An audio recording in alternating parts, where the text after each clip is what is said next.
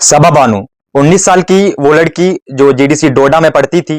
कल के दिन उसका एक एग्जाम था और एग्जाम देने के लिए वो कॉलेज गई हुई थी, लेकिन कॉलेज में जब वहां से वो बाहर आई तो 5:30 बजे से लगभग अभी तक उसकी कोई खबर नहीं है। मैं आपको बता दूं कि सोर्सेज के हवाले से जो अभी तक हम तक अपडेट पहुंची है, जो सबा बानू थी वो कॉलेज से लगभग 3 साढ़े 3 बजे वहां से निकली थी और सबा बानू का वहां पर कॉलेज में एग्जाम देते हुए वहां पर उसका फोन वहां पर पकड़ा गया था और उसको उसके फोन को जब्त कर दिया गया था। उसी को लेकर उसकी सहेली अभी हमारे साथ मौजूद है। क्या कुछ वारदात कॉलेज में हुई थी वो भी हम इनसे जानेंगे। कौन, क्या कुछ कहेंगे आप?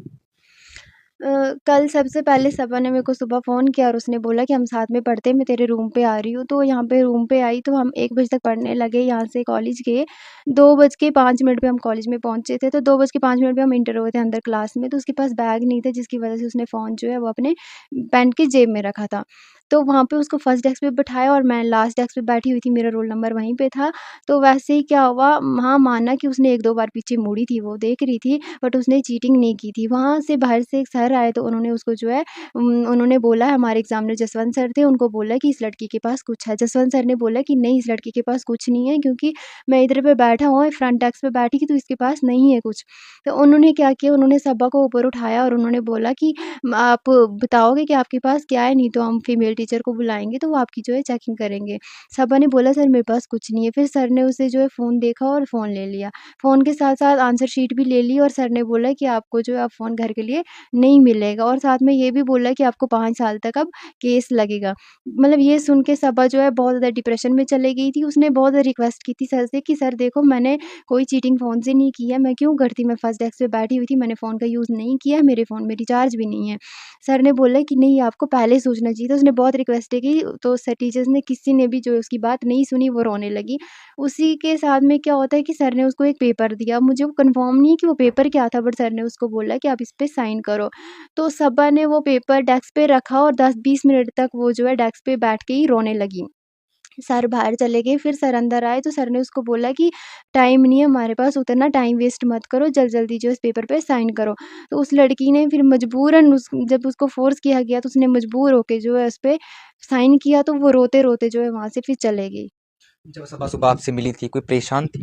परेशान नहीं थी सबा, जो है वो खुश थी, उसका यही मानना था कि हमारा पेपर अच्छा होगा, हम यहाँ जाएँगे, वहाँ जाएँगे, तो वो बहुत ज़्यादा मतलब अच्छी थी, पढ़ भी रही थी यहाँ पे, तो ऐसा-वैसा कुछ नहीं था पहले उसके साथ। अच्छा, सबा स्पोर्ट्स एक्टिविटी में या पढ़ाई में कैसी थी?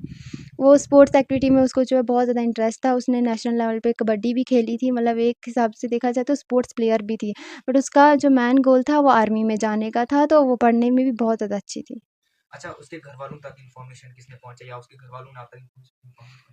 जब मेरा पेपर 4:30 बजे ख़त्म हुआ, मैंने उसको ग्राउंड में देखा, मैंने उसको रूम में भी चेक किया, मुझे लगा वेट कर रही होगी, बट वो वहाँ पे नहीं थी।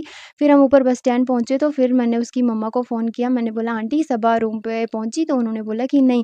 मैंने उनको ज़्यादा नहीं बताया, मैंने बोला अगर वो घर पे पहुँचेगी तो मुझसे बात करवाना, मैंने कहा मैं उसको बोलूँगी कि कुछ नहीं हुआ, बाद में पेपर तेरे को दे देंगे। बट वैसे ही अंकल का कॉल आता है मेरे को आधे घंटे तक, तो अंकल बोलते हैं कि बेटा उसका फ़ोन जो है वो कॉलेज में है, तो उसका फ़ोन क्यों नहीं लग रहा है, वो कॉलेज में किसी ने उठाया। फिर मैंने पूरा बताया उनको कि ऐसी-ऐसी बात हुई थी, इसलिए उनका उसका फ़ोन जो है कॉलेज में रखा गया। तो अंकल ने बताया कि अभी 6 बज रहे हैं, तो लड़की यहाँ पे नहीं आई है। फिर उसके सारे घरवाले जो है उसको ढूँढने चले गए और अभी ये पता चल रहा है कि उसने जो है सुसाइड कर लिया और उसके शूज़, कपड़े वग़ैरह जो है वो मिले हुए हैं। क्या कुछ इन्होंने कहा कि जो वहाँ पर प्रोफेसर थे, एक एग्जामिनर वहाँ पर थे और एक बाहर से कोई प्रोफेसर आते हैं, वो कहते हैं कि इस लड़की के पास पास कुछ है और उसको जब वहाँ पर चेक किया जाता है तो उसके पास फ़ोन निकलता है या उसको बोला गया कि अब आपके 5 साल, आप किसी भी कॉलेज में नहीं जा सकते हो, कहीं भी एडमिशन नहीं ले सकते हो, आपके 5 साल बर्बाद हो चुके हैं। और उसके बाद वो लड़की कॉलेज से निकल कर कहाँ जाती है वो अभी तक कंफर्म नहीं कह सकते हम, कि कंफर्म नहीं कह सकते कि उसने सुसाइड किया है। उसका जो शूज़ और दुपट्टा है वो दरिया के पास मिला है। चलिए, क्या कुछ आपका कहना है, कमेंट में आप ही ज़रूर बताइए।